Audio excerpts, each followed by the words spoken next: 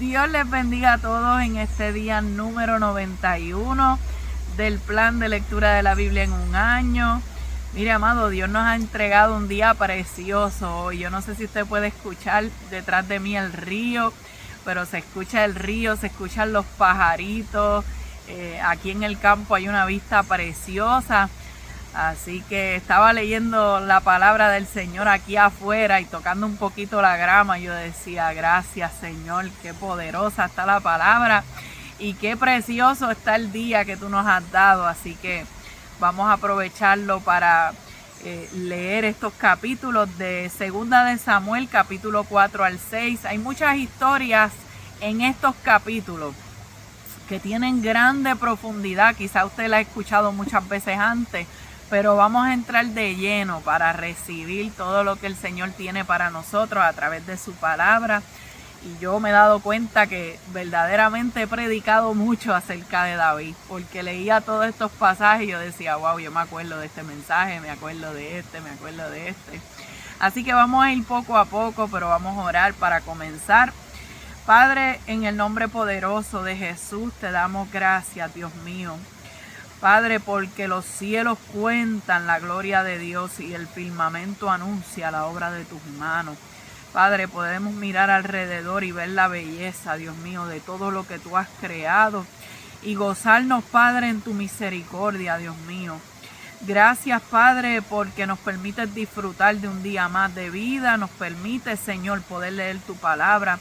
Solamente te pedimos que nos acompañes, Señor, que nos des la sabiduría y nos des el entendimiento necesario, Señor, para recibir lo que tú tienes para nosotros en el día de hoy. Nosotros nos encargaremos de darte toda la gloria, Padre, porque toda la gloria te pertenece a ti. Gracias, Espíritu Santo, en el nombre poderoso de Jesús. Amén y amén. Segunda de Samuel, capítulo 4, leemos en el nombre del Padre, del Hijo y con el respaldo de su Espíritu Santo. Amén. Luego que oyó el hijo de Saúl que Abner había sido muerto en Hebrón, las manos se le debilitaron y fue atemorizado todo Israel. Y el hijo de Saúl tenía 2 hombres, capitanes de bandas de merodeadores. El nombre de uno era Baana y el otro Recab, hijos de Rimón Beerotita, de los hijos de Benjamín, porque Beerot era también contado con Benjamín, pues los Beerotitas habían huido a Gitaim y moran allí como forasteros hasta hoy.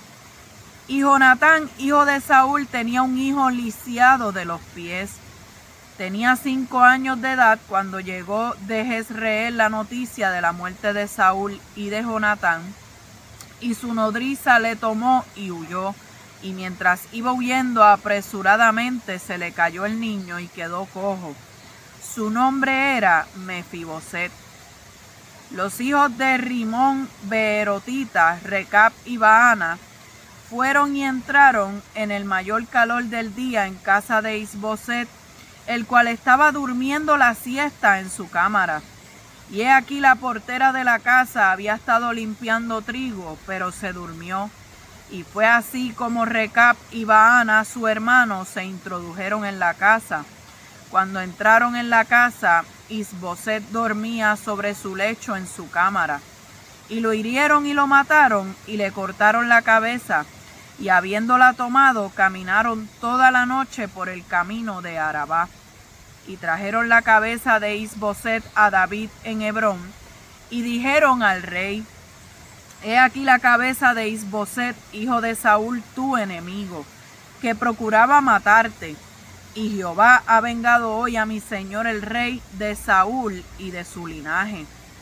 Y David respondió a Recab y a su hermano Baana, hijos de Rimón Beerotita, y les dijo: Vive Jehová, que ha redimido mi alma de toda angustia, que cuando uno me dio nuevas diciendo: He aquí Saúl ha muerto, imaginándose que traía buenas nuevas, yo lo prendí y le maté en Siclac, en pago de la nueva. Cuanto más a los malos hombres que mataron a un hombre justo en su casa y sobre su cama. Ahora pues, ¿no he de demandar yo su sangre de vuestras manos y quitaros de la tierra? Entonces David ordenó a sus servidores, y ellos los mataron, y les cortaron las manos y los pies, y los colgaron sobre el estanque en Hebrón. Luego tomaron la cabeza de Isboset y la enterraron en el sepulcro de Abner en Hebrón. Vinieron todas las tribus de Israel a David en Hebrón y hablaron diciendo: Henos aquí, este es el capítulo 5, Henos aquí, hueso tuyo y carne tuya somos. Y aún antes de ahora, cuando Saúl reinaba sobre nosotros, eras tú quien sacaba a Israel a la guerra y lo volvías a traer. Además, Jehová te ha dicho: tú apacentarás a mi pueblo Israel, y tú serás príncipe sobre Israel. Vinieron pues todos los ancianos de Israel al rey en Hebrón, y el rey David hizo pacto con ellos en Hebrón delante de Jehová, y ungieron a David por rey sobre Israel. Era David de 30 años cuando comenzó a reinar, y reinó 40 años. En Hebrón reinó sobre Judá 7 años y 6 meses, y en Jerusalén reinó 33 años sobre todo Israel y Judá. Entonces marchó el rey con sus hombres a Jerusalén contra los jebuseos que moraban en aquella tierra, los cuales hablaron a David diciendo: tú no entrarás acá, pues aún los ciegos y los cojos te echarán. Queriendo decir, David no puede entrar acá. Pero David tomó la fortaleza de Sión, la cual es la ciudad de David. Y dijo David aquel día: todo el que hiera a los jebuseos suba por el canal y hiera a los cojos y ciegos, aborrecidos del alma de David. Por esto se dijo: ciego ni cojo no entrará en la casa. Y David moró en la fortaleza y le puso por nombre la ciudad de David, y edificó alrededor desde Milo hacia adentro. Y David iba adelantando y engrandeciéndose, y Jehová Dios de los ejércitos estaba con él.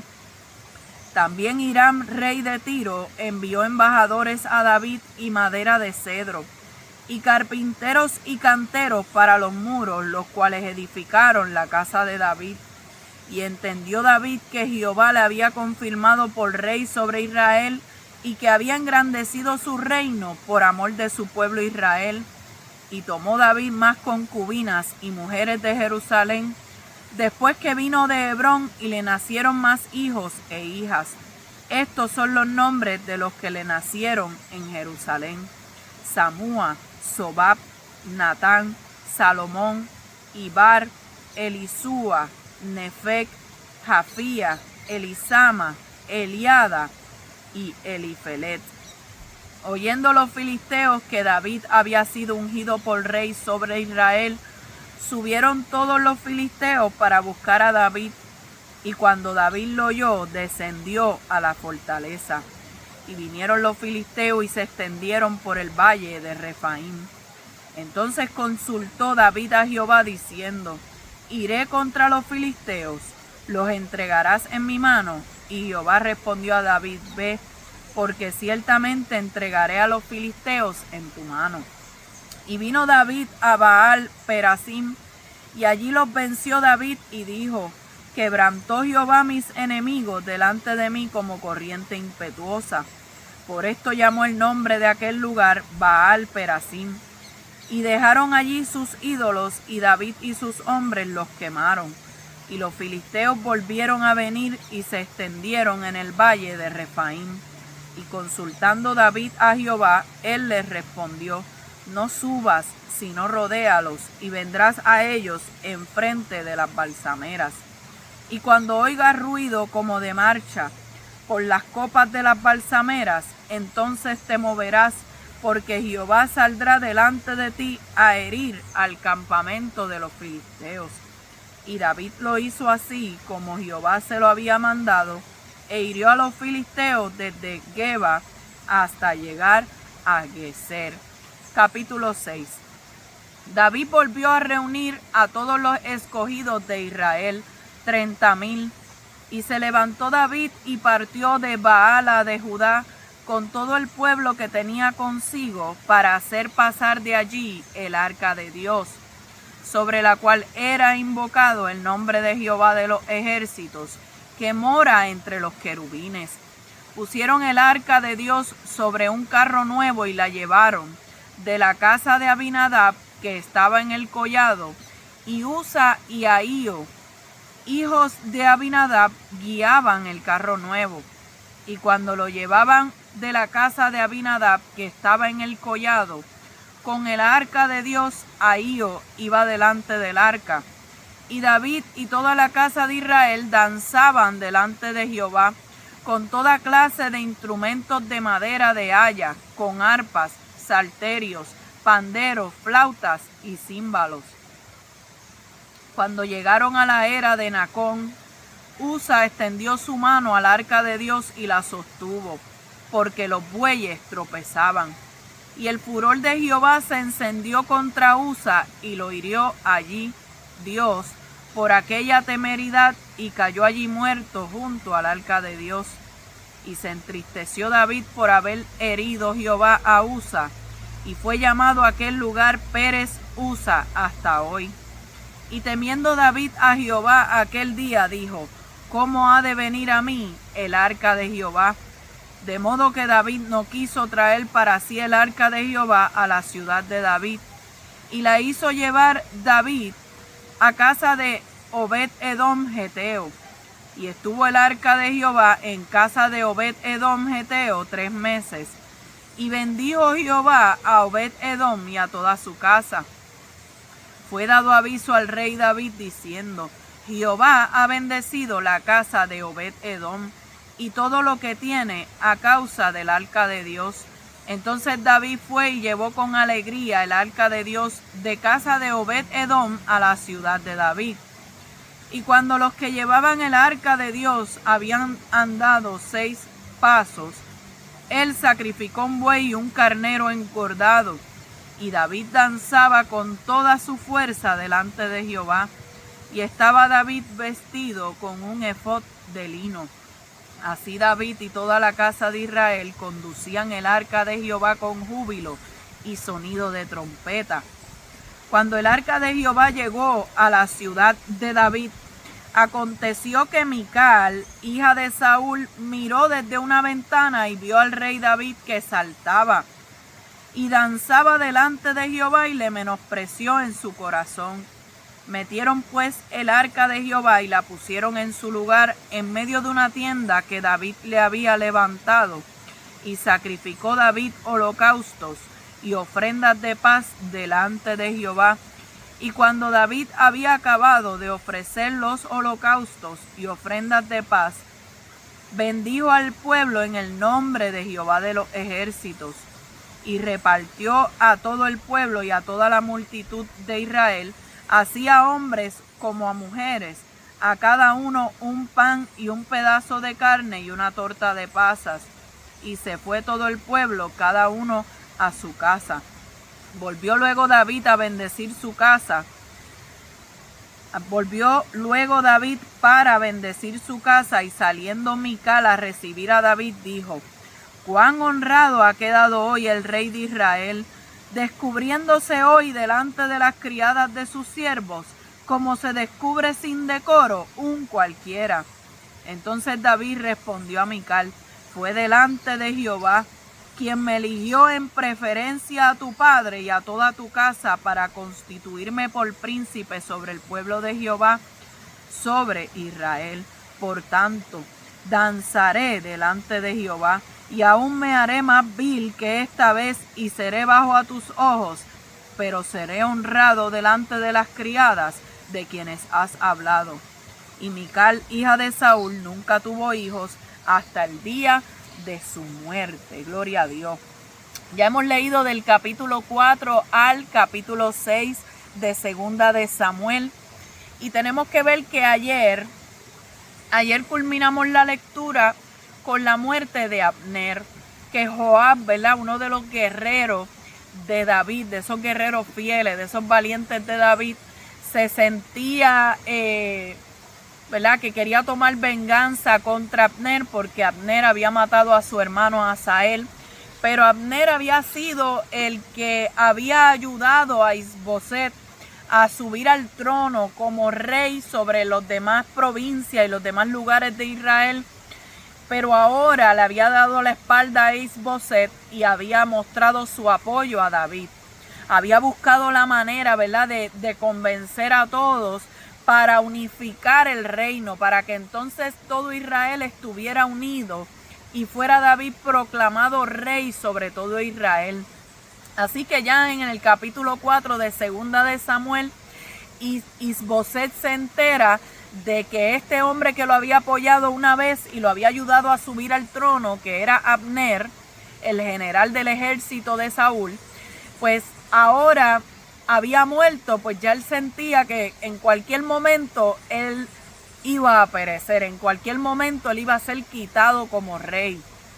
¿Por qué? Porque él era hijo ilegítimo de Saúl, además de que el pueblo, ¿verdad?, estaba en apoyo a David, y además de eso, él no había sido ungido, ¿verdad? Saúl había sido ungido por el Señor, al igual que David había sido ungido por el Señor, pero no había tal respaldo de Dios para el reinado de Isboset. Así que él en su corazón sabía que él no iba a durar mucho. Así que menciona también en ese capítulo 4 que Jonatán, el gran amigo de David, había tenido un hijo, pero que cuando se supo de la muerte de Saúl y de Jonatán, la criada tomó al niño, ¿verdad? Ellos tuvieron que huir. Tan pronto supieron del ataque de los filisteos y que el rey había muerto y Jonatán había muerto, huyeron.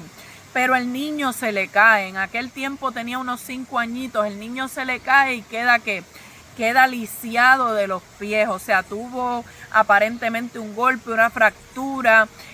Algo ocurrió, ¿verdad?, en su cuerpo, que él quedó lisiado, quedó cojo. Y ya, ¿verdad?, para hechos de cuando se está hablando ahora, pues ya el niño tenía que tener ya más de 5 años, tenía que tener unos 10, 12 años para este tiempo, pero continuaba cojo. O sea, fue una caída que provocó un daño permanente en este niño llamado Mefiboset. Así que ahí entonces llega, ¿verdad?, 2 personas que eran de los hijos de Benjamín, de la familia de Saúl. Eran Recab y Baana. Y ellos, ¿verdad?, llegan a la casa de Isboset y él se encontraba durmiendo. Fíjate que era mediodía y hacía un calor tremendo, pero él se estaba tomando una siesta. Y había una mujer, ¿verdad?, que era portera, que también se quedó dormida. Yo no sé qué pasó en esa casa, que todo el mundo tenía sueño a mediodía. Pero la portera, la que se supone que vele la puerta de la casa, se quedó dormida. ¿Y qué hizo? El enemigo entró. Eso me recuerda, ¿verdad?, la parábola del trigo y de la cizaña, que dice que cuando los que trabajaban en la tierra, los sembradores, los labradores se quedaron dormidos, ¿qué pasó? Un enemigo sembró cizaña. O sea que es peligroso que nosotros nos durmamos.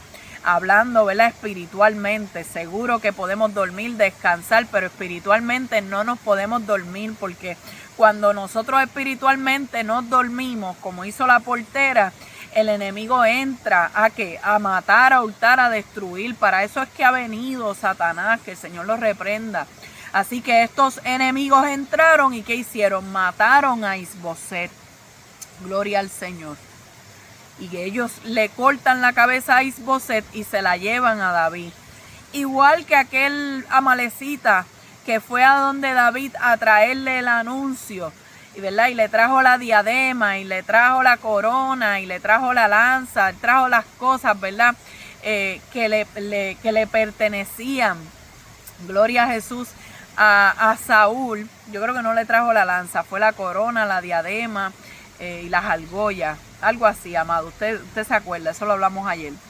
Pero ciertamente, cuando estas personas vienen a traer la cabeza de Isboset, esperando un aplauso, esperando una recompensa, y le decían, mira, aquí está el hijo de tu enemigo Saúl, ¿Qué le estaba diciendo David? Mira, si al que vino aquí diciéndome que le quitó la vida a Saúl, yo lo maté, cuánto más aquellos que entraron a la casa de un hombre justo. Isboset no le había hecho ningún daño a David.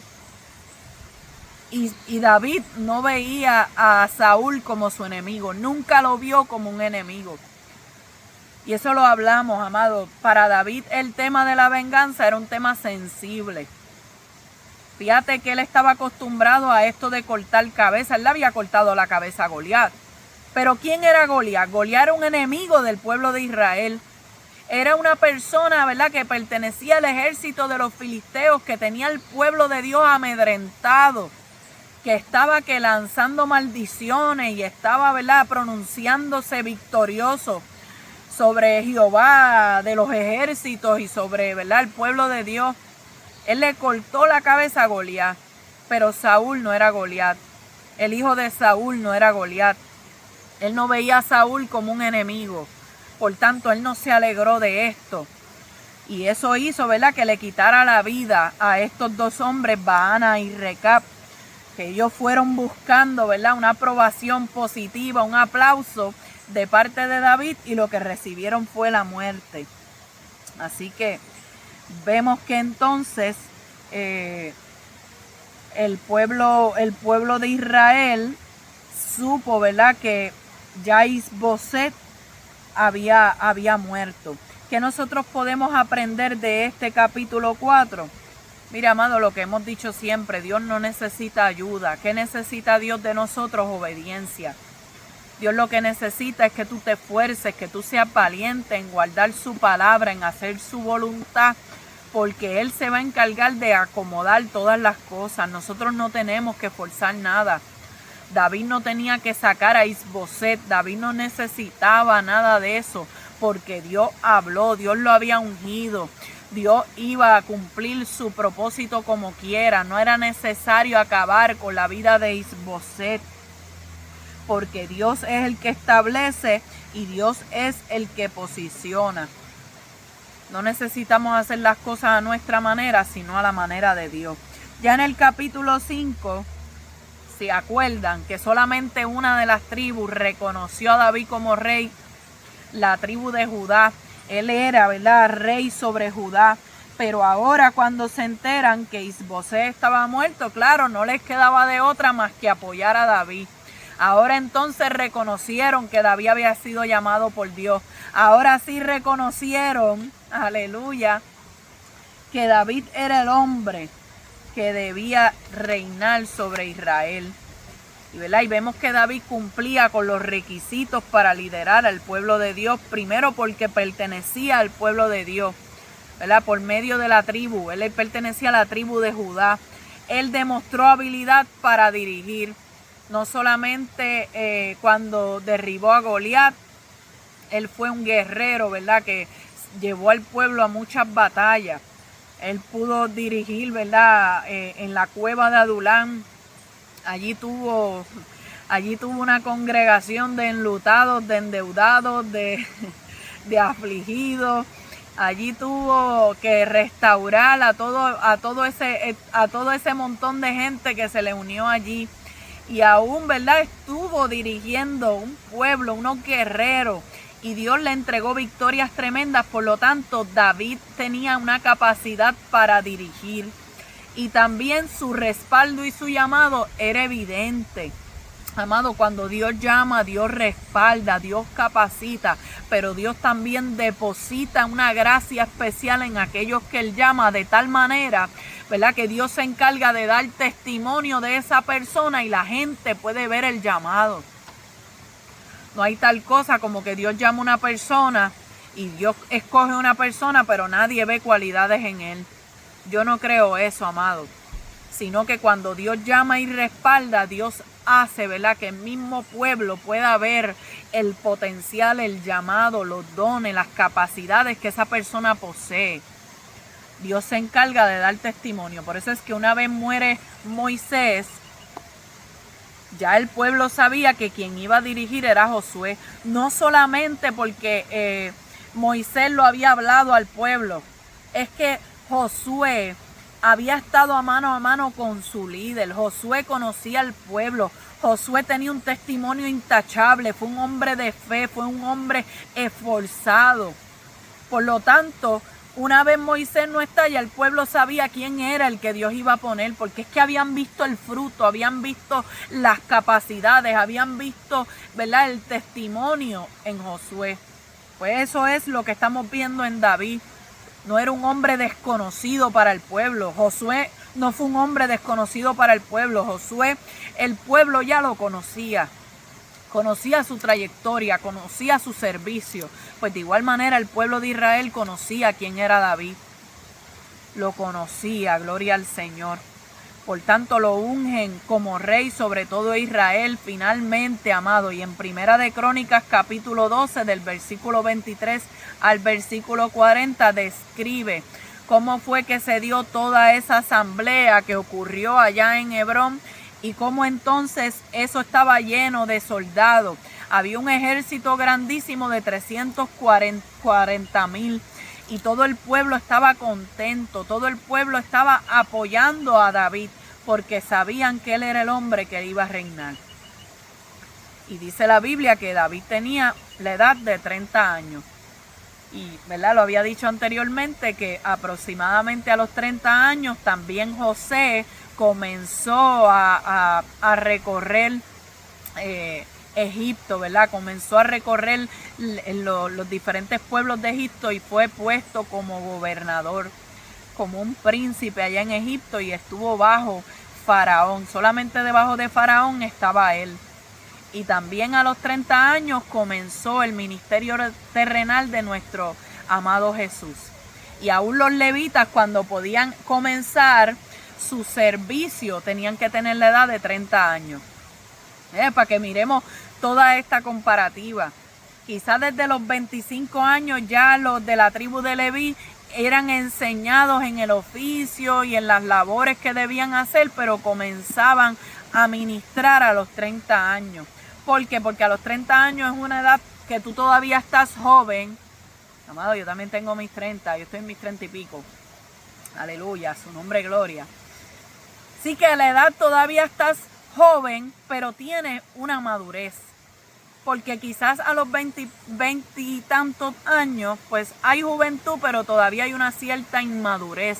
Todavía, ¿verdad?, hay áreas donde tienes que ser formado, tienes que ser desarrollado. Todavía a los 20 y pico es muy temprano, pero ya a los 30 hay un balance de lo que es juventud y fuerza, pero también madurez y responsabilidad. Así que David estaba en una edad bien correcta, bien buena para reinar. Tenía 30 años. Él fue ungido aproximadamente a los 15 años y su preparación, su formación, que estuvo llena de persecución, estuvo llena de soledad, estuvo llena de guerras, de batallas, de huidas, de soledad, de problemas y situaciones. Pero en esos 15 años antes de él llegar al trono, él fue formado. Y quizás diremos, wow, 15 años, sí, pero reinó 40 años. O sea, para poder reinar esos 40 años de una manera en la cual Dios quería que él reinara, tuvo que pasar varios años, 15 años aproximadamente, siendo capacitado por Dios, siendo formado, siendo preparado. Por eso su preparación fue tan larga. Porque no fue un reinado como el de cualquier otro rey que terminó, ¿verdad?, temprano, que terminó en tragedia, que terminó en desastre. No, David reinó como tenía que reinar. No fue perfecto, cometió errores, pecó, sí, tuvo que humillarse, pero fue del agrado del Señor. Entonces, amado, eso me recuerda a una reflexión que hace tiempo, ¿verdad?, había leído y compartí acerca del embarazo de un elefante y el embarazo de una perrita. Había una elefanta que estaba embarazada y una perrita también, y la perrita dio a luz, tuvo muchos cachorros, volvió a quedar embarazada, dio a luz muchos cachorros y volvió de nuevo a quedar embarazada. Y la elefanta todavía. todavía. Pasaron meses, pasó un año, pasó 2 años. Fíjense, amados, que el embarazo de una elefanta es uno de los más largos del reino animal, aproximadamente 22 meses, ¿verdad? Casi 2 años. Así que la perrita entonces le comienza a preguntar a la elefanta, ¿tú estás segura que tú estás embarazada?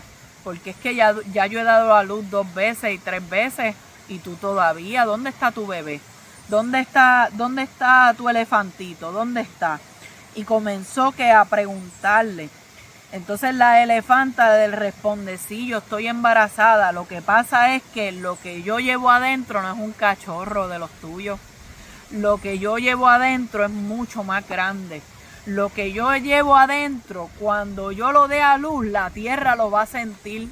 Cuando yo dé a luz lo que llevo en mi vientre, todos los animales de la selva se van a voltear a mirarlo. ¿Por qué? Porque lo que yo voy a dar a luz es grande. Y como es grande lo que yo voy a dar a luz, requiere más tiempo de preparación. ¿Por qué? Porque el cerebro de un elefante es mucho más complejo que el de un perro. Porque las patas y el tamaño en el cual, ¿verdad?, llega a medir un elefante es mucho mayor. El tiempo de vida de un elefante es mucho mayor que el de un perrito. Por lo tanto, requiere mayor tiempo de preparación. Aleluya. Por eso es que, amado, lo que va a ser más grande, lo que sea, ¿verdad?, más pesado, requiere mayor tiempo de preparación y mayor tiempo de espera. Por eso es que, amado, nosotros no podemos medir nuestro proceso al de los demás. Si miramos a Moisés, Moisés estuvo aproximadamente 40 años en la casa de Faraón hasta que huye al desierto y estuvo 40 años en el desierto allá con su suegro Jetro, sacerdote de Madián. Allí entonces conoce a Séfora y se casa, tiene unos hijos allí, fue pastor de ovejas allí, hasta que el Señor se le revela y le habla por medio de la zarza. Pero estuvo 40 años en el desierto y estoy segura que en esos 40 años en el desierto, en el cual fue un pastor de ovejas, Dios lo preparó y lo capacitó para luego enviarlo a Egipto, para sacar al pueblo de Israel de Egipto, a llevarlo al desierto 40 años. Y esos 40 años que estuvo Moisés dirigiendo al pueblo de Israel en el desierto, requirió una preparación de 40 años. Porque para poder pastorear esta grande congregación, este grande pueblo de Israel, que sobrepasaba el 1.000.000, amado, entre mujeres y niños, porque nada más cuentan los hombres, y en el primer censo fueron alrededor de 605.350, si no me equivoco. Sin contar mujeres y niños, eran solamente hombres de 18 años para arriba aptos para salir a la guerra. O sea que si contamos los niños, que tenían que ser muchísimos más, estamos hablando de sobre 1.000.000, 2 millones de personas. Pero antes de entregarle una congregación, un rebaño tan grande a Moisés, lo tuvo que preparar con un rebaño en el desierto. Años de cuidado, años de conocer el desierto. Esa fue la preparación de Moisés. Quizás David no fueron 40 años, fueron 15, pero su reinado fueron 40 años. Por eso no podemos medir nuestro proceso con el de nadie. Por eso es que, ¿verdad?, no todo lo que se tarda quiere decir que está atrasado. Por eso es que la rapidez no siempre es igual a propósito, ni el silencio de Dios significa su ausencia. Muchas veces es espera, muchas veces es formación, muchas veces es preparación. Y no van a faltar los que te van a preguntar, ¿tú estás seguro que Dios te llamó? ¿Tú estás seguro que Dios te dijo que tú ibas a ser evangelista? ¿Tú estás seguro que Dios te ha dicho que tú vas a ser pastor? Aleluya. Pues sí, lo que pasa es que lo que yo llevo en mi vientre es un elefante. Amado, ¿qué es un embarazo? Un embarazo es un estado. Aleluya. un estado de gestación, ¿verdad? La persona está gestando, está algo creciendo en su vientre, hay algo que se está desarrollando que en su debido tiempo lo va a dar a luz. Lo va a dar a luz es que se va a dar a conocer, que va a nacer. Pero estás en la dulce espera. Así se le llama a las mujeres que están embarazadas. Estoy en la dulce espera. ¿Por qué? Porque mi bebé está en proceso de formación. Muy pronto lo voy a conocer. Muy pronto lo voy a dar a luz.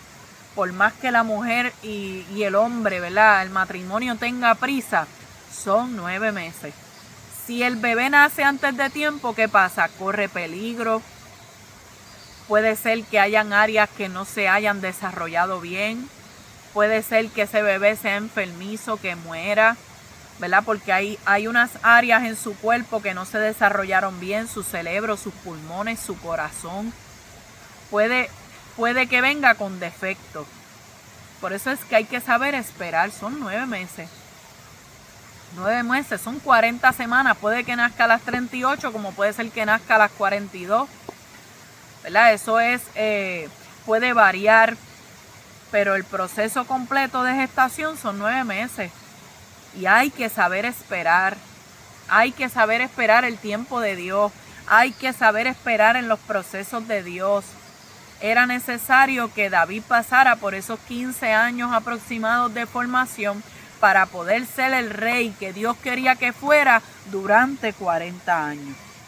Así que no importa si hay gente que cuestiona tu llamado, no importa si hay gente que quizás piensan que Dios no te llamó porque ha tardado mucho tu proceso. Tú tienes que saber que lo que tú llevas en el vientre no es un cachorrito, es un elefante. Y si es algo grande lo que vas a dar a luz, si es algo grande el propósito, ¿verdad?, y el llamado que Dios tiene contigo es tan grande que va a requerir un nivel mayor de espera y de preparación.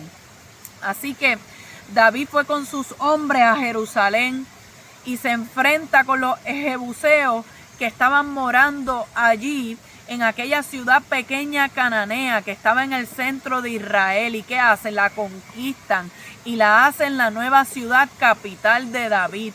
Se conoce, ¿verdad?, aquella ciudad como la ciudad de David, y es muy buena esa ubicación porque al no estar asociada con ninguna de las tribus y al tener una ubicación geográfica, ¿verdad?, bastante buena, a la hora de que algún ejército enemigo subiera, ellos pudieran defenderla, ¿verdad? Estaba en un lugar donde podía ser protegida por todos los lugares alrededor. Así que era muy buen lugar para el Israel unificado. Muy buen lugar para que David escogiera, ¿verdad?, esa ciudad. Y David iba adelantando, dice la Biblia, y engrandeciéndose, y Dios estaba con él. Pero, amado, es bien importante que miremos el proceso de David. Ahora Dios lo estaba engrandeciendo, ahora él estaba adelantando, estaba avanzando, estaba viendo el propósito de Dios, ¿verdad?, cómo estaba avanzando, pero tuvo mucho tiempo en el cual pensó que el propósito de Dios se estancó. Nadie vio sus lágrimas, nadie vio su proceso. Todo el mundo está viendo hoy cómo el propósito de Dios se está gigantando, cómo David se está engrandeciendo, pero no vieron todo lo que David tuvo que pasar en el secreto. Así que, amado, cuando usted ve a alguien que Dios lo está usando, que Dios lo está respaldando, que Dios le está abriendo puertas, que Dios está haciendo cosas grandes en su vida, acuérdese que quizás hay un proceso en el cual usted no estuvo presente, en el cual usted no vio, pero esa persona pasó, ¿verdad? Para que hoy pueda haber ese crecimiento y ese avance, fue mucho tiempo que tuvo que esperar y tuvo que someterse a Dios para hoy ver ese éxito. Así que dice que los reyes vecinos, como Hiram, rey de Tiro, envió embajadores, envió canteros, envió madera de cedro, carpinteros, y comenzaron a edificar la casa de David.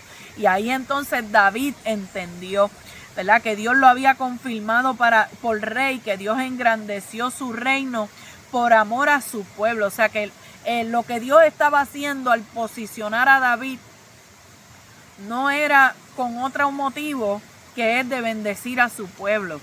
O sea, Dios puso a David como un instrumento de bendición. Dios iba a engrandecer su reino, no el de David, el de Dios. Y Dios lo puso ahí por amor a su pueblo. Por amor a su pueblo les pongo a David por rey. Pero voy a usar a David como un instrumento mío, un instrumento de bendición. Qué lindo que Dios pueda llevarnos a lugares y ponernos, ¿verdad?, en posiciones para nosotros poder ser de bendición a otros, por amor a su pueblo, ¿verdad? Dios lo hace para bien, gloria a Dios. Y dice que David tomó más esposas y más concubinas y le nacieron más hijos, nuevamente en desobediencia a lo que dice Deuteronomio 17:17, que los reyes no debían tomar muchas mujeres para que sus corazones no se desviaran. Pero quizás David, al tener muchos más hijos, pensó que Dios aprobaba eso. Bueno, porque los hijos son bendición de Jehová. Yo no tengo duda de eso, los hijos son una bendición, claro que sí. Pero el hecho de que Dios le diera hijos no necesariamente significaba que Dios estuviera bendiciendo sus matrimonios o que el respaldo o la aprobación de Dios estuviera en esas relaciones de pareja, en esa familia, en esos matrimonios que estaba él tomando, que estaba tomando mujeres, concubinas, ¿verdad? Tenía un exceso, ¿verdad?, en esa área sexual de David. Estamos viendo un desorden. Estamos viendo que era movido por pasiones y deseos pecaminosos y no por la voluntad de Dios. Entonces es un error que nosotros asociemos cantidades grandes con bendición. ¿Por qué? Porque hay gente que piensa que las grandes cantidades es igual a bendición o aprobación de Dios. Bueno, como tengo muchos seguidores, como tengo muchas puertas abiertas, tengo muchas bendiciones, muchos compromisos. Como tengo muchos compromisos de predicación, como tengo muchos seguidores, como tengo muchos likes, pues quiere decir que Dios aprueba lo que yo estoy predicando. No necesariamente. Aquí yo estoy hablando la palabra y yo no tengo muchos seguidores, yo no tengo muchos views, yo no tengo muchos likes. Y ese no es mi enfoque. Mi enfoque es que Dios me apruebe. Mi enfoque es mantenerme fiel a las escrituras. Mi enfoque es hacer la voluntad de Dios. Por lo tanto, cantidades no necesariamente significa aprobación. Quizás tú puedes estar en un lugar y tener la iglesia llena y lo que estás predicando es una palabra errónea, una palabra torcida, un mensaje, ¿verdad?, que no está conforme a las escrituras. Que quizás muchas almas se convirtieron, que quizás mucha gente pasó al altar, pero quizás no todo el mundo fue con el corazón correcto. Cantidad no necesariamente es igual a aprobación de Dios. O sea que la cantidad de hijos no necesariamente significa que Dios aprobara las relaciones de pareja de David. Al igual que la cantidad de trabajo o la cantidad de dinero que un siervo de Dios tenga no necesariamente significa que esa persona tiene la bendición de Dios o que tiene el respaldo de Dios. Porque yo conozco siervos de Dios humildes que quizás materialmente no tienen mucho, pero tienen riquezas espirituales. Tienen la bendición de Dios, el respaldo de Dios está con ellos y quizás monetariamente no son las personas, ¿verdad?, más bendecidas. Porque pensamos que bendición es dinero, que prosperidad es material. No, Dios prospera de muchas maneras. Amén. Así que tengamos cuidado con pensar que cantidades grandes significa aprobación de Dios. Así que cuando los filisteos se enteraron que David ahora estaba reinando sobre todo Israel, subieron a buscarlo.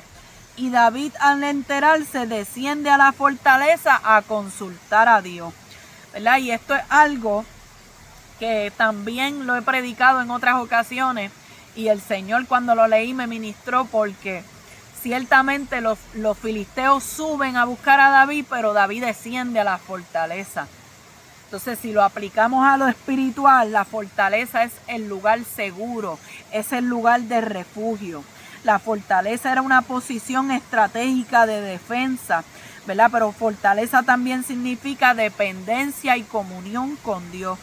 Cuando el enemigo sube con sus ataques, sube a presionar, sube a lanzar, ¿verdad?, de sus dardos, nosotros debemos descender. Eso habla de humillación, eso habla de búsqueda de Dios. Cuando el enemigo sube, nosotros descendemos a la fortaleza.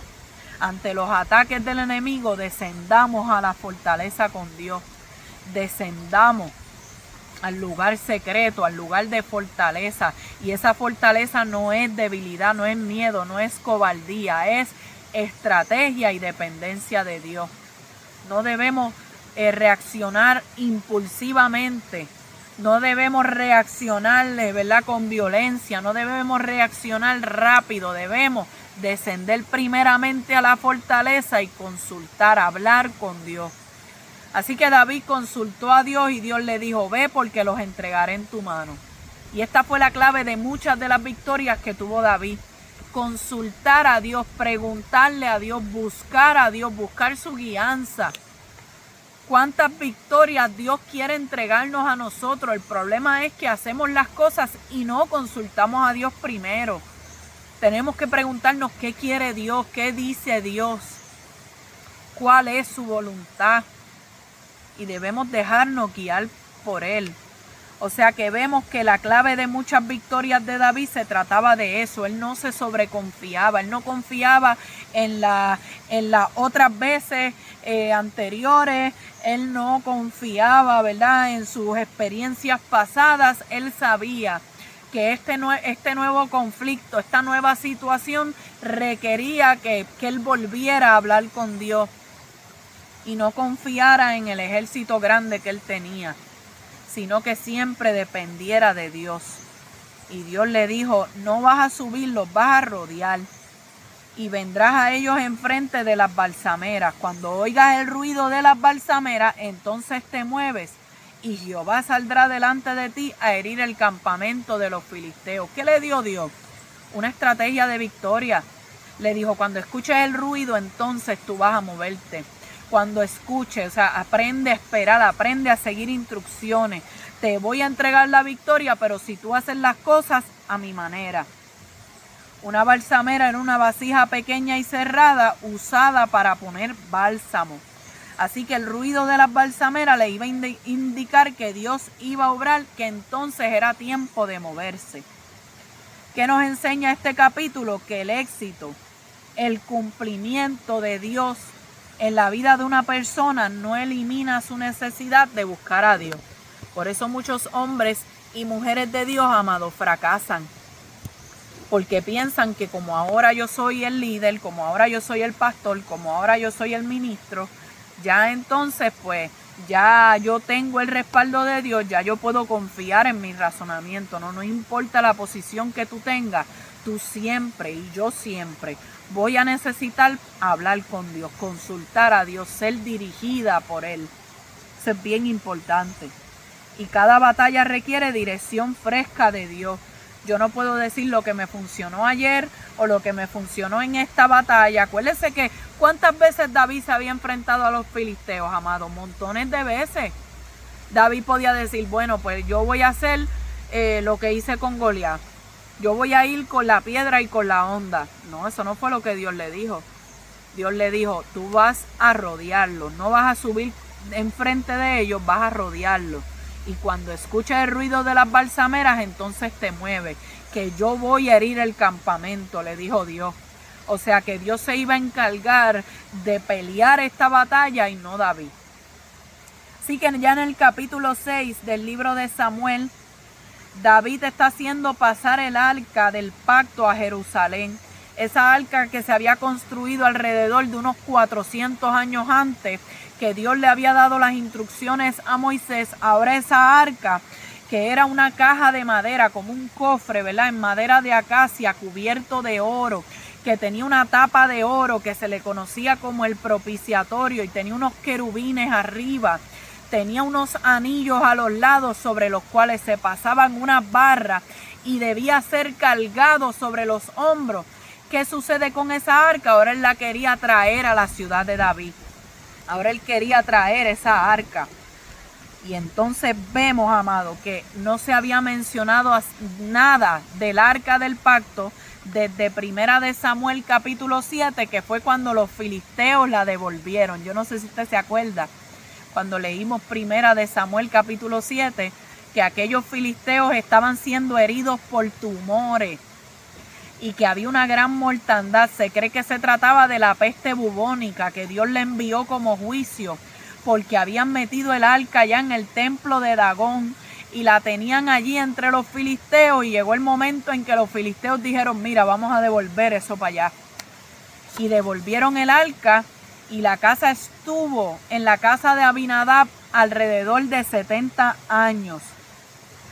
Pues entonces prepararon un carro nuevo para llevar el arca a la ciudad de David, ¿verdad? David quería que la presencia de Dios, eso era lo que representaba el arca, la gloria de Dios, la presencia de Dios. Él quería traer eso a la ciudad de David, y prepararon un carro nuevo. Y estaban los hijos de Abinadab, que eran Ahío y Usa. Y Ahío iba delante del arca, y al parecer Usa iba en la parte de atrás. Pero estaba todo el pueblo danzando, estaba todo el pueblo cantando, estaban tocando salterio, arpa, flautas, ¿verdad? Címbalos y panderos. Y había una celebración tremenda, pero la manera en la cual se estaba transportando el arca estaba en desobediencia a la orden de Dios. Porque en Éxodo capítulo 25 dice que el arca estaba hecha para ser cargada. Por eso es que tenía esos anillos para las barras, para que fuera transportada a mano, prácticamente, ¿verdad? Así. Y que tenía que ser específicamente transportada por los hijos, ¿verdad?, de la tribu de Leví, pero por la familia de Coat, que eran los coatitas.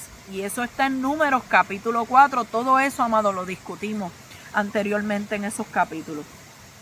O sea que eso representaba que espiritualmente la presencia de Dios no podía llevarse a través de cosas mecánicas, a través de cosas fáciles. La presencia de Dios era para ser llevada sobre los hombros, sobre el corazón de hombres y mujeres escogidos por Dios. En este caso hombres, porque eran los levitas de la tribu de Leví, específicamente los de la familia de Coat.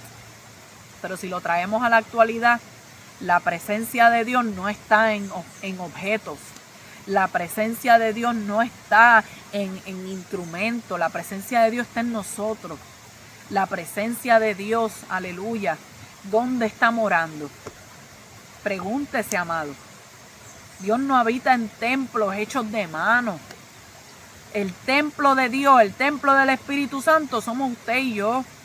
Por tanto, cuando dice que el arca debía ser llevada sobre los hombros, eso habla de que el peso de la gloria de Dios debía ser cargado, debía ser llevado. No era algo que se podía llevar fácil, no era algo que se podía hacer a la manera que el ser humano quisiera. O sea, el carro nuevo representa los métodos nuevos que las personas quieren utilizar hoy en día. Eso es así, amado. La presencia de Dios, pero a mi forma. La presencia de Dios, pero a mi manera. La presencia de Dios, pero como a mí me parezca. Hoy en día han metido muchas cosas en las iglesias. Tecnologías, lujo, luces de colores. Cuánto invento hay para provocar la presencia de Dios, para que la presencia de Dios se mueva. Pero nada de esos esfuerzos humanos cubren la ignorancia a lo establecido. Porque la presencia de Dios no se va a manifestar donde no hay santidad, donde no lo honran, donde no lo buscan de corazón, donde hay pecado. Aleluya, por más inventos que quieran traer para que la presencia de Dios se manifieste, lo que necesitamos para que la presencia de Dios se manifieste es obediencia a su palabra. Aleluya. Si yo quiero que la presencia de Dios esté conmigo, yo necesito vivir esta palabra. Yo necesito que esta palabra yo la pueda poner por obra. Quizás no somos perfectos, amado, porque yo no lo soy y usted tampoco. Pero necesitamos entender que la presencia de Dios yo no la voy a buscar ni la voy a provocar con inventos. ¿Qué significaba Usa? Usa significa fuerza. Ahío significa amigable. O sea, llevar la presencia de Dios en un carro nuevo. Ahí está Usa y ahí está Ahío. Usa, ¿qué significa fuerza? Significa las grandes producciones. Cuando la gente está tratando de provocar la presencia de Dios con su fuerza. Cuando invierte en grandes recursos y grandes cosas. Ahí está fuerza. Pues ¿sabes qué? No es fuerza. Ahío significa amigable. ¿Por qué? Porque había una buena intención, había gozo, había instrumentos, había celebración. Pero la presencia de Dios no se lleva en celebración, no está en los instrumentos, no está en el mucho esfuerzo. Hace falta obediencia. No se puede llevar en carro nuevo. Pero los filisteos hicieron un carro nuevo allí en 1 Samuel 7, sí. Hicieron un carro para devolver el arca. Que fueron, no sé si ustedes se acuerdan, eran unas vacas. Unas vacas que nunca se había puesto yugo sobre ellas. Pero, amado, ¿qué es lo que sucede? Que eran filisteos, no eran parte del pueblo de Dios.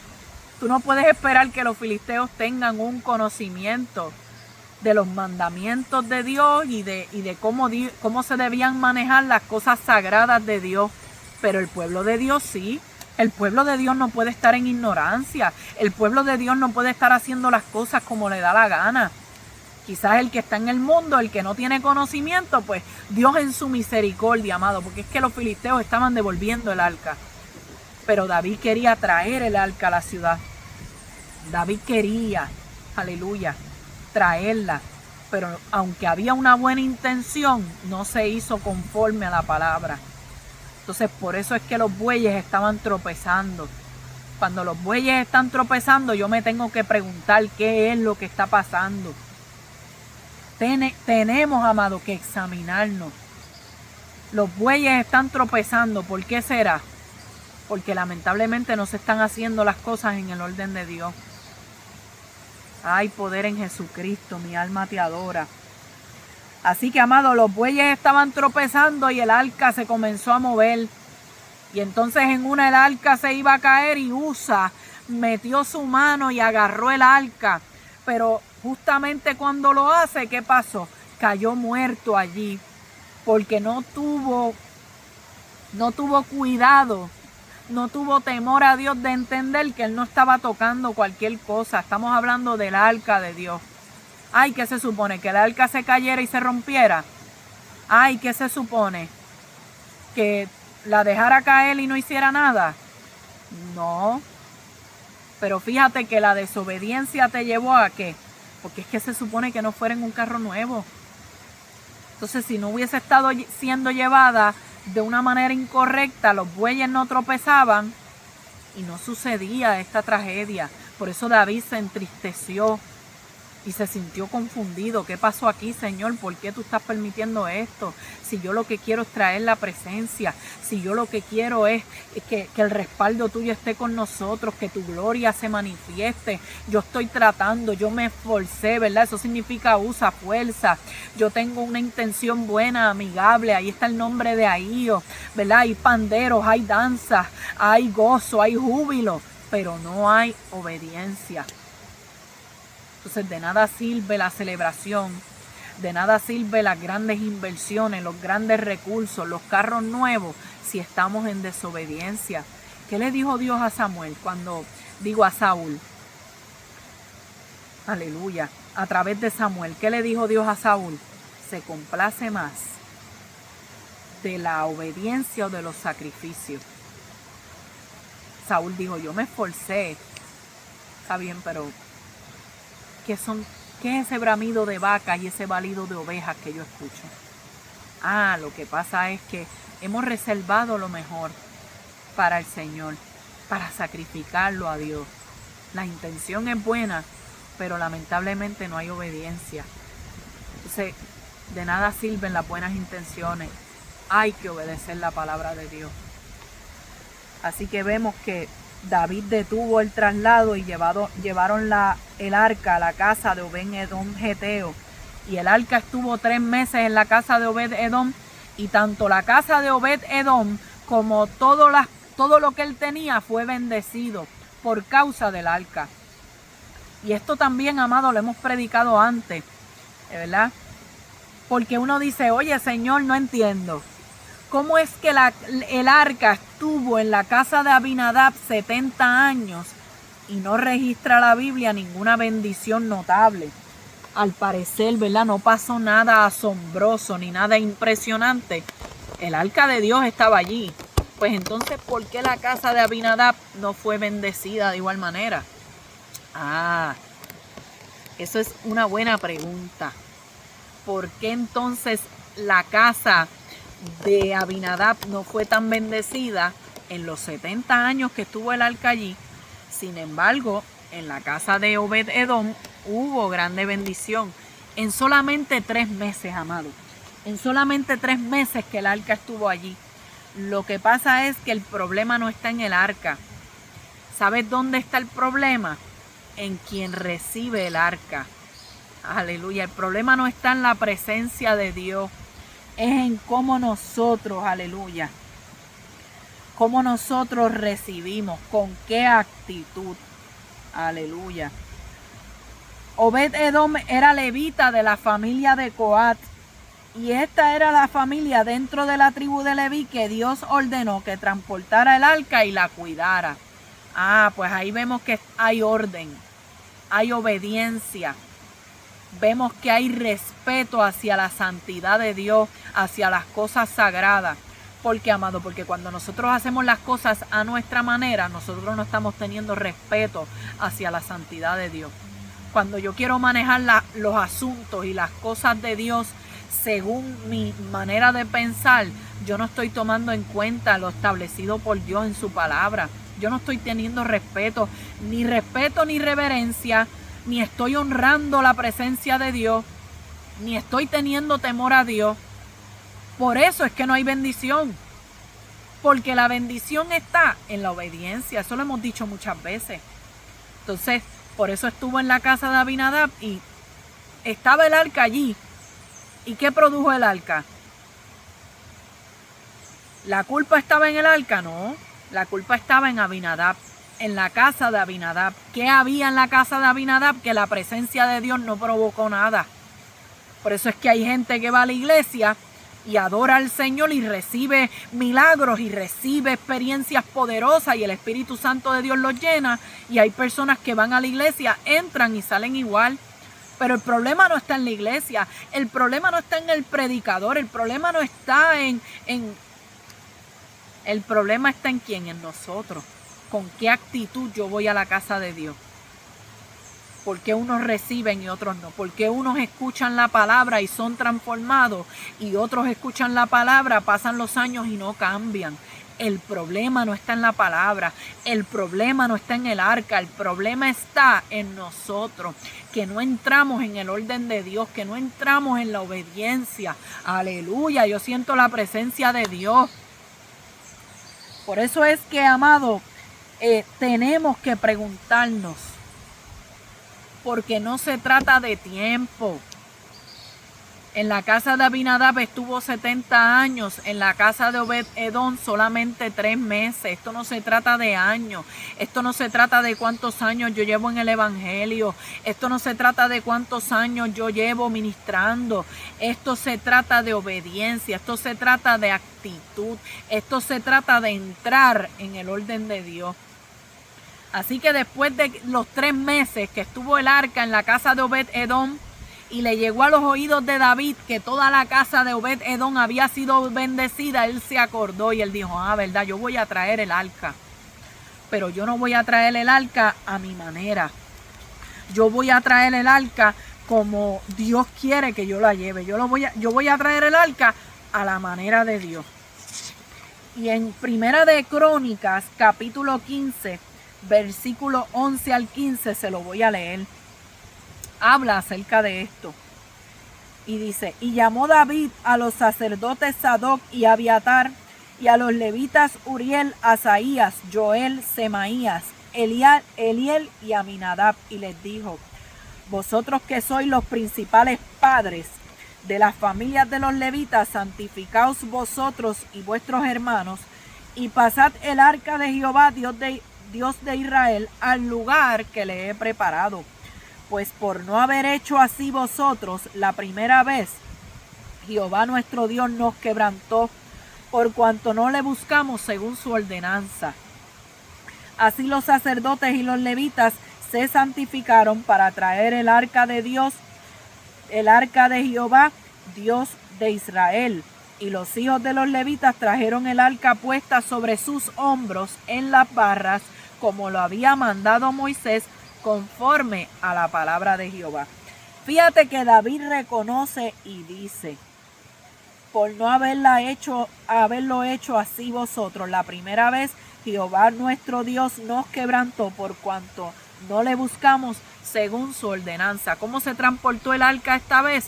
Sobre los hombros, ¿verdad? Por medio de las barras, en las barras. Entonces, ¿qué nos enseña esta palabra? Nos enseña, amado, que tenemos que aprender de nuestros errores. David aprendió de su error. Él dijo: la otra vez lo hice con un carro nuevo, lo hice a mi manera, lo hice amigable y lo hice invertí fuerza, pero no lo hice a la manera de Dios. Y por eso fracasé. Pero esta vez no lo voy a hacer a mi manera, lo voy a hacer a la manera de Dios. Entonces, amado, a veces tenemos que preguntarnos si he fracasado. No me voy a detener. David no se detuvo. David no dijo: ¿sabes qué? No voy a llevar el arca, no. Quizás esperó 3 meses, pero él dijo: lo voy a volver a intentar. Pero si quiero tener un resultado diferente, tengo que hacer las cosas diferentes. ¿Qué me llevó al fracaso? Haberlo hecho a mi manera. Pero ¿cómo entonces lo voy a hacer esta vez? A la manera de Dios. No dejó de intentarlo, no se rindió. Hay gente que hace las cosas y como no le surgen las cosas, o las cosas no le salen como ellos le esperaban, se rinden. Dios no quiere que tú te rindas. Dios quiere que lo hagas, pero que lo hagas a la manera de Él. Así que si hay algo que hiciste que fracasó, no es una señal de que te rindas, es una señal de que examines. ¿Lo hice como Dios quería que lo hiciera o lo hice a mi manera? Pues esta vez lo voy a hacer a la manera de Dios. ¿Y qué sucedió? Trajeron el arca como se supone que la trajeran. Y dice la Biblia que había gozo tremendo, había júbilo, y David danzaba con toda su fuerza. David se puso un efod de lino. Eso no quiere decir que estaba en calzoncillos, amado. Quiere decir que se puso una vestidura como los demás levitas. O sea que se quitó sus ropas reales para vestirse igual que todos los que iban en el desfile. O sea, se quitó sus vestiduras reales, se comportó como cualquier otro levita, como cualquier otro de los que estaba allí, y adoró a Dios con toda su fuerza. O sea, que él no le importó que él era el rey. Él adoró a Dios con libertad. Yo lo voy a adorar porque Él ha sido bueno. Yo lo voy a adorar y no me importa lo que la gente piense. No me importa que soy el rey. Yo voy a adorar a Dios. Usted sabe que hay gente que adora a Dios tremendamente, pero una vez pasan años en el ministerio, no sé, como que se apagan. Como que ahora se abochornan de danzar en el espíritu. Como que ahora se abochornan de darle libertad. ¿Ves? Como que la posición hace que se les apagó el fuego. Pues sabes que David, aleluya, dijo: yo soy el rey, pero no me importa. Yo voy a adorar a Dios con toda mi fuerza. Aquí no se trata de si soy el rey o no soy el rey. Delante de Dios yo soy como cualquier otro que está agradecido de mi maestro. A su nombre sea la gloria. Y dice que cuando Mical lo vio, lo menospreció en su corazón. Aleluya. O sea que ella entendió que no debía un rey comportarse de tal manera y adorar a Dios así con toda su fuerza. Y entonces cuando meten el arca en la tienda, vemos que Mical llega y le dice estas palabras: cuán honrado queda hoy el rey, descubriéndose delante de las criadas de sus siervos como se descubre sin decoro un cualquiera. O sea, esta mujer vivía amargada, vivía aborrecida. Acuérdense en que David la mandó a buscar y se la quitó a su esposo Paltiel. Y esta mujer vivía en el palacio allí amargada, aborrecida, resentida, criticona. Tan pronto vio a David, en lugar de ser una ayuda idónea, fue una ayuda demonia. ¿Por qué? Porque estaba criticando a su esposo. Imagínese un hombre que llega de una victoria tremenda, estoy transportando el arca, estoy adorando a Dios, llego a mi casa gozoso y me encuentro con una mujer criticona, me encuentro con una mujer amargada. Mira, amado, a cualquiera le dan ganas de montarse en el carro y volver a salir e irse. Con un esposo o con una esposa así. Por eso debemos nosotras las esposas y aún los esposos también cuidar cómo nosotros tratamos a nuestro cónyuge cuando llega. Porque el esposo llegó tan contento y se encontró con una mujer criticona, sarcástica, burlona. Una mujer amargada. Aleluya. Y yo una vez, amado, prediqué acerca de este tema. Mical no estuvo allí. Ese era el nombre de mi prédica. Y hablé acerca de esto. Entonces, ¿por qué Mical no estuvo allí? Porque Mical no estuvo cuando David estaba con las ovejitas de su padre y Samuel lo manda a llamar y Dios lo unge delante de sus hermanos. No, Mical no estuvo allí cuando David con una piedra y con una honda derribó al gigante. No, Mical no estuvo allí cuando él estuvo metido en la cueva, cuando tuvo que hacerse loco allá con los filisteos, cuando tuvo que pasar momentos difíciles, cuando Saúl le lanzaba con la lanza. Mical no estuvo allí, pero Dios estuvo allí. Dios siempre había estado con él. Entonces a quien él estaba adorando no era Mical, era Dios. Por tanto, Mical, no critiques lo que tú no sabes. No critiques cuando tú no has estado en el proceso mío. No me critiques, Mical, porque yo voy a adorar a Dios. Entonces hay gente que no entiende tu proceso y te critica. Hay gente que no sabe de dónde Dios te sacó. Entonces cuando te ven gozoso, cuando te ven adorando a Dios, ¿qué hacen? Te critican. Usted sabe la gente que dice, ay, pero ¿y esta muchacha para qué pierde todos los días una hora de su vida leyendo la Biblia y explicando la Biblia? ¿Para qué? Ay, qué fanática. Ay, que no. Lo que pasa es que, Mical, te voy a hablar a ti, Mical. Lo que pasa es que tú no sabes lo agradecida que yo estoy del Señor. Lo que pasa es que tú no sabes cuánto esta palabra ha hecho por mí en mis peores momentos. Lo que pasa es que tú no entiendes cuánto, aleluya, yo agradezco a Dios por haberme sacado del lodo cenagoso, que hoy yo necesito dar por gracia lo que por gracia, aleluya, lo que por gracia he recibido del Señor. Porque sabes que, Mical, tú no estuviste ahí. Por lo tanto, yo voy a predicar su palabra.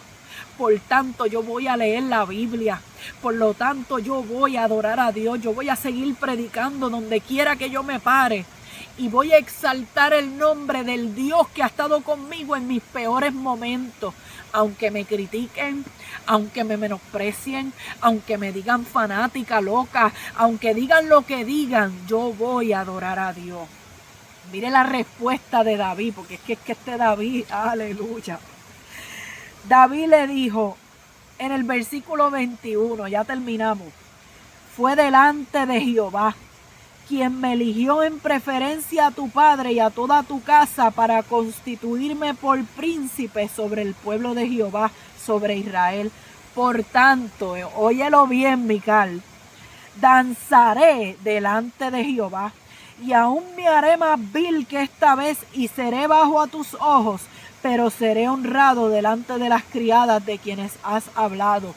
Aleluya, él dijo, tranquila, no te preocupes, sígueme menospreciando.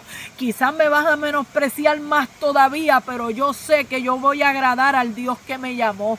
Es a Él a quien yo estoy adorando, es a Él a quien yo estoy exaltando su nombre. ¿Y qué dice de Mical? Nunca tuvo hijos hasta el día de su muerte. Puede ser una de dos cosas. O David no estuvo más con ella, ¿verdad? Íntimamente, hablando, ¿verdad? En la intimidad de pareja. O simplemente Dios permitió que ella no tuviera más hijos.